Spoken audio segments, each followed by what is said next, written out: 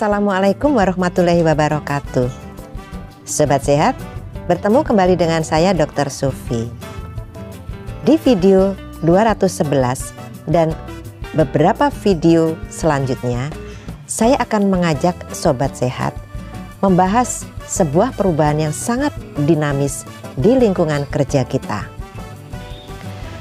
Pada bulan November 2020, di situasi pandemi COVID-19, telah lahir Undang-Undang RI Nomor 11 Tahun 2020 tentang Cipta Kerja, yang pada waktu itu mengundang pro dan kontra. Pada tanggal 21 Februari 2021, lahirlah Peraturan Pemerintah RI Nomor 5 Tahun 2021 tentang penyelenggaraan perizinan berbasis risiko, yang merupakan tindak lanjut dari pasal 12 Undang-Undang RI Nomor 11 Tahun 2020 tentang Cipta Kerja. Dan selanjutnya, 1 April 2021, Kementerian Kesehatan Republik Indonesia mengeluarkan Permenkes RI Nomor 14 Tahun 2021 tentang standar kegiatan usaha dan produk pada penyelenggaraan perizinan berusaha berbasis risiko sektor kesehatan. Kita perlu mengenalnya, karena tidak kenal maka tidak sayang. Semua yang sudah diupayakan melalui kebijakan adalah dalam rangka meningkatkan kualitas kerja kita. Apalagi di situ ada kata-kata berbasis risiko. Sangat relevan dengan manajemen risiko yang juga harus kita perdalam dalam pekerjaan kita di Fasiankes. Nah, Sobat Sehat, di video 211 ini kita akan mengenal terlebih dahulu berbagai istilah yang akan sering kita temui pada saat kita akan mengurus perizinan baru maupun memperpanjang perizinan Fasiankes. Dalam hal ini kita batasi untuk klinik, puskesmas, dan rumah sakit dulu ya. Adapun istilah-istilah itu antara lain, pertama, perizinan berusaha adalah legalitas yang diberikan kepada pelaku usaha untuk memulai dan menjalankan usaha dan atau kegiatannya. 2. Risiko adalah potensi terjadinya cedera atau kerugian dari suatu bahaya atau kombinasi kemungkinan dan akibat bahaya. 3. Perizinan berusaha berbasis risiko adalah perizinan berusaha berdasarkan tingkat risiko kegiatan usaha. 4.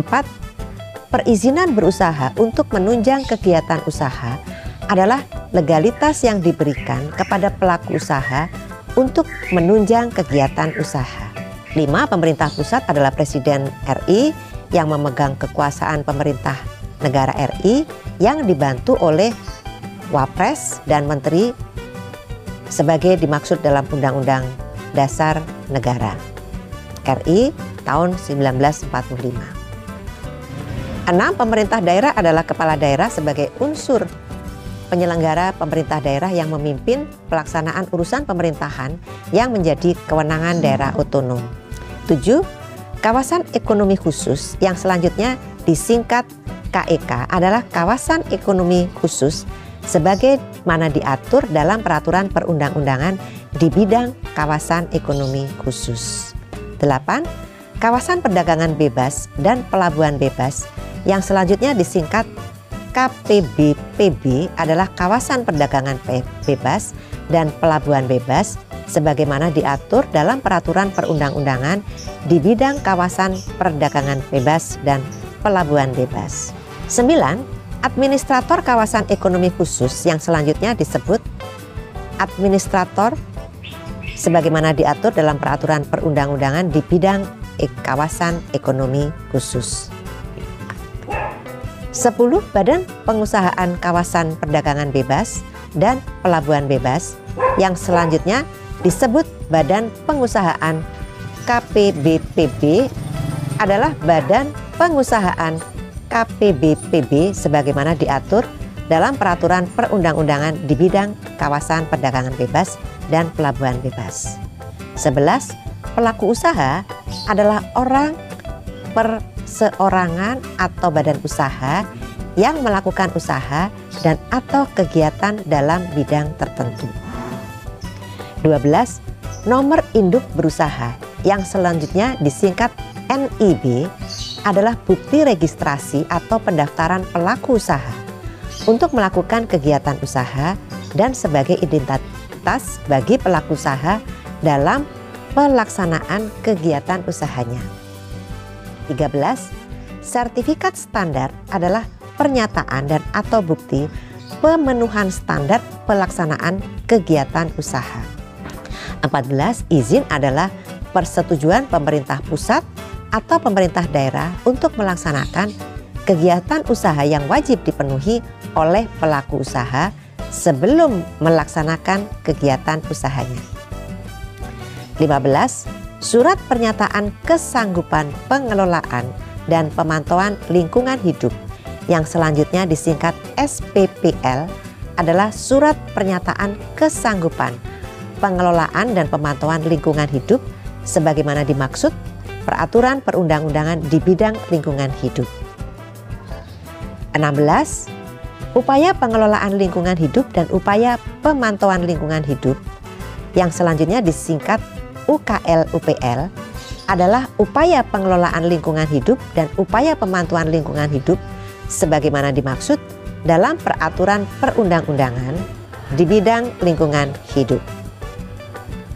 17. Pengawasan adalah upaya untuk memastikan pelaksanaan kegiatan usaha sesuai dengan standar pelaksanaan kegiatan usaha yang dilakukan melalui pendekatan berbasis risiko dan kewajiban yang harus dipenuhi oleh pelaku usaha.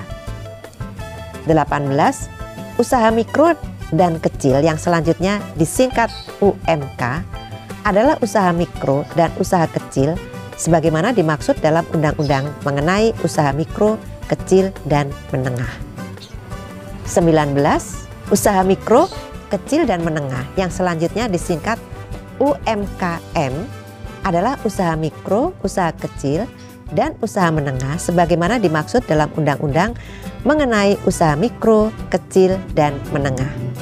20.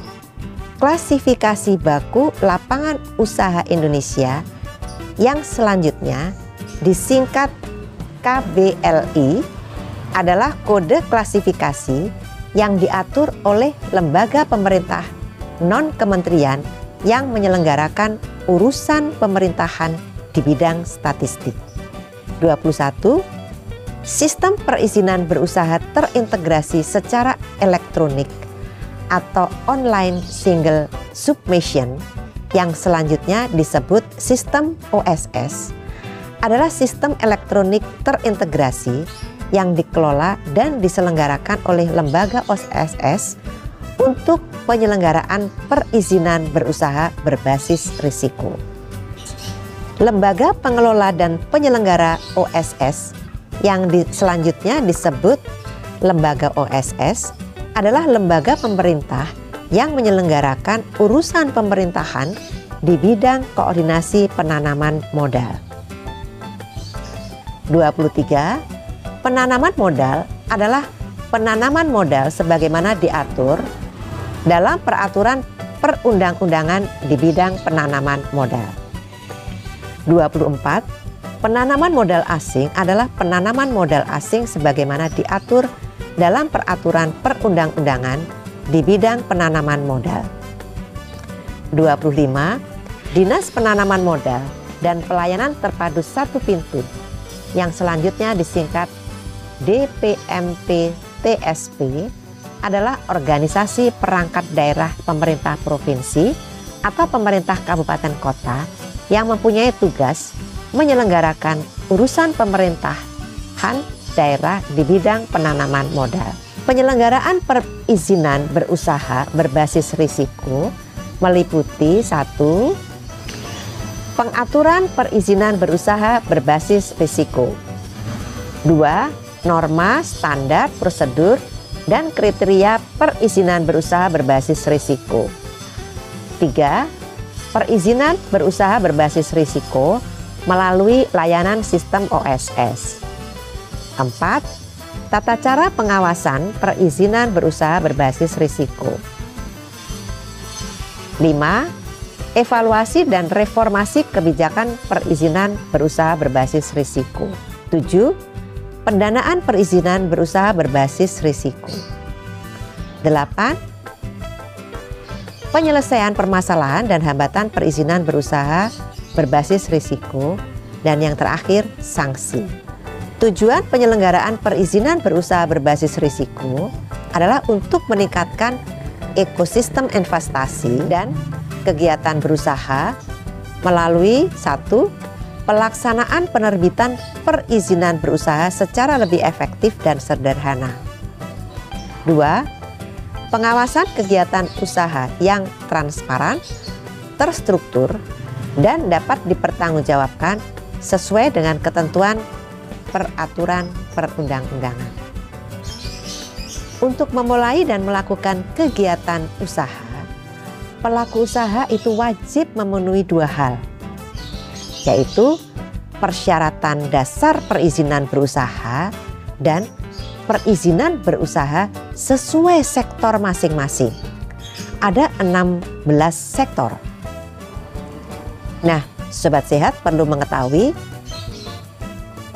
usaha kesehatan, obat, dan makanan itu ada di sektor nomor ke-10 dari 16 sektor yang memerlukan perizinan berusaha. Kita bahas satu persatu 2 hal yang wajib dipenuhi oleh pelaku usaha. Yang pertama tadi adalah persyaratan dasar perizinan berusaha. Nah, ini meliputi yang pertama, kesesuaian kegiatan pemanfaatan ruang. Kedua, persetujuan lingkungan. Ketiga, persetujuan bangunan gedung. Dan keempat, sertifikat layak fungsi. Nah, ketentuan mengenai persyaratan dasar perizinan berusaha ini masing-masing diatur dalam peraturan perundang-undangan di bidang tata ruang, lingkungan hidup, dan bangunan gedung. Jadi itu tadi yang merupakan persyaratan dasar. Kemudian yang kedua, perizinan berusaha berbasis risiko. Penyelenggaraan perizinan berusaha berbasis risiko meliputi 16 sektor, antara lain 1. Kelautan dan perikanan, 2. Pertanian, 3. Lingkungan hidup dan kehutanan, 4. Energi dan sumber daya mineral, 5. Ketenaga nukliran, 6. Perindustrian, 7. Perdagangan, 8. Pekerjaan umum dan perumahan rakyat, 9. Transportasi. Dan yang ke-10 ini yang terkait dengan usaha Sobat Sehat adalah kesehatan, obat, dan makanan. 11. Pendidikan dan kebudayaan, 12. Pariwisata, 13. Keagamaan, 15. Pos, telekomunikasi, penyiaran, dan sistem dan transaksi elektronik. 15. Pertahanan dan keamanan, dan 16. Ketenaga kerjaan. Sobat Sehat, berikutnya kita akan bahas perizinan berusaha berbasis risiko pada masing-masing sektor itu meliputi pengaturan 1. Kode KBLI atau KBLI terkait, judul KBLI, ruang lingkup kegiatan, parameter risiko, tingkat risiko, perizinan berusaha, jangka waktu, masa berlaku, dan kewenangan perizinan berusaha. Kemudian yang kedua, persyaratan dan atau kewajiban perizinan berusaha berbasis risiko. 3. Pedoman perizinan berusaha berbasis risiko. Dan 4. Standar kegiatan usaha dan atau standar produk. Kode KBLI, garing KBLI terkait, judul KBLI, ruang lingkup kegiatan, parameter risiko, tingkat risiko, perizinan berusaha, jangka waktu, masa berlaku dan kewenangan perizinan berusaha tercantum dalam lampiran 1 PPRI nomor 5 tahun 2021. Persyaratan dan atau kewajiban perizinan berusaha berbasis risiko pada masing-masing sektor tercantum dalam lampiran 2 dari Peraturan Pemerintah RI nomor 5 tahun 2021. Pedoman perizinan berusaha berbasis risiko tercantum dalam lampiran 3 Peraturan Pemerintah RI nomor 5 tahun 2021. Sedangkan standar kegiatan usaha dan atau standar produk masing-masing sektor diatur dengan Peraturan Menteri garing Kepala Lembaga masing-masing. Nah, untuk sektor kesehatan diatur oleh Permenkes RI nomor 14 tahun 2021. Penyusunan standar kegiatan usaha dan atau standar produk sektor kesehatan dilakukan secara transparan, memperhatikan kesederhanaan persyaratan dan kemudahan proses bisnis dengan melibatkan pelaku usaha. Penyusunan standar kegiatan usaha dan atau standar produk dilaksanakan berdasarkan pedoman dalam lampiran 4 Peraturan Pemerintah RI nomor 5 tahun 2021. Demikianlah Sobat Sehat, kita telah mulai mengenal berbagai istilah terkait proses perizinan baru maupun perpanjangan perizinan yang harus dipahami oleh pelaku usaha di sektor kesehatan.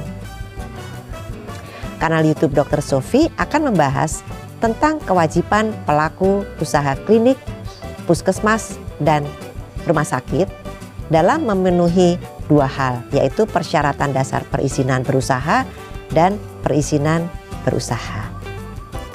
Kita akan bertemu kembali di video 221 dan beberapa video-video berikutnya untuk membahas berbagai hal tentang penyelenggaraan perizinan berusaha.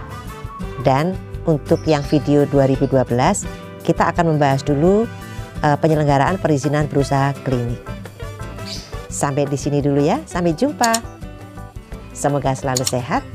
Wassalamualaikum warahmatullahi wabarakatuh.